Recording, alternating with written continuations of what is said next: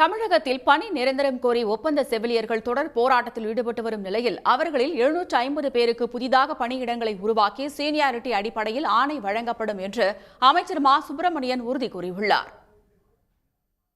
தஞ்சையில் எம்ஆர்பி செவிலியர்கள் மேம்பாட்டு சங்கம் சார்பில் பல்வேறு கோரிக்கைகளை முன்வைத்து மருத்துவக் கல்லூரி மருத்துவமனை வளாகத்தில் தொடர் போராட்டங்களை நடத்தி வருகின்றனர். இவர்களது காத்திருப்பு போராட்டம் 5வது நாளாக நீடித்தது.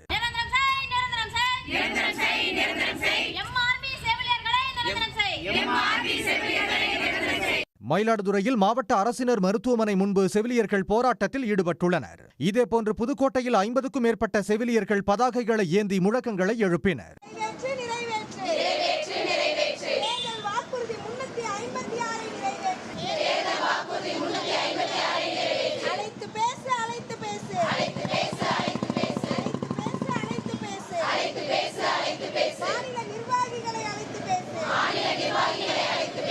எங்களோட போராட்டத்தோட முக்கிய கோரிக்கை என்னன்னு பார்த்தீங்கன்னா, சம வேலைக்கு சம ஊதியம்.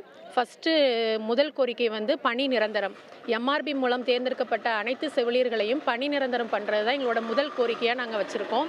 சென்னை அடுத்த கூடுவாஞ்சேரியில் உள்ள அரசு ஆரம்ப சுகாதார நிலையத்தில் 5வது நாளாக 1000க்கும் மேற்பட்ட செவிலியர்கள் உள்ளிருப்பு போராட்டத்தில் ஈடுபட்டனர். இதனிடையே போராட்டத்தில் ஈடுபட்டுள்ள தமிழ்நாடு செவிலியர் சங்கம் உள்ளிட்ட சங்கத்தினருடன் கிண்டியில் உள்ள டாக்டர் எம்ஜிஆர் பல்கலைக்கழகத்தில் மக்கள் நல்வாழ்வுத்துறை அமைச்சர் மா சுப்பிரமணியன் மற்றும் அதிகாரிகள் பேச்சுவார்த்தை நடத்தினர். பின்னர் பேட்டியளித்த மா சுப்பிரமணியன் பல்வேறு கோரிக்கைகளுக்கு விரைந்து தீர்வு காண நடவடிக்கை எடுக்கப்பட்டுள்ளது என்றார்.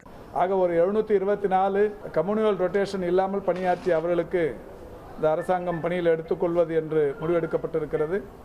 750 புதிய பணியிடங்களை உருவாக்கி இந்த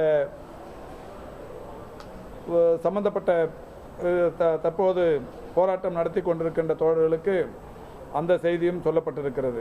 கொரோனா காலத்தில் பணியாற்றிய 724 பேருக்கு தொகுப்பூதிய பணியிடங்கள் ஒதுக்கித்தரும் என்றும் அமைச்சர் தெரிவித்துள்ளார். உடனுக்குடன் செய்திகளை தெரிந்து கொள்ள சன் நியூஸ் பெல் ஐகானை கிளிக் பண்ணுங்க.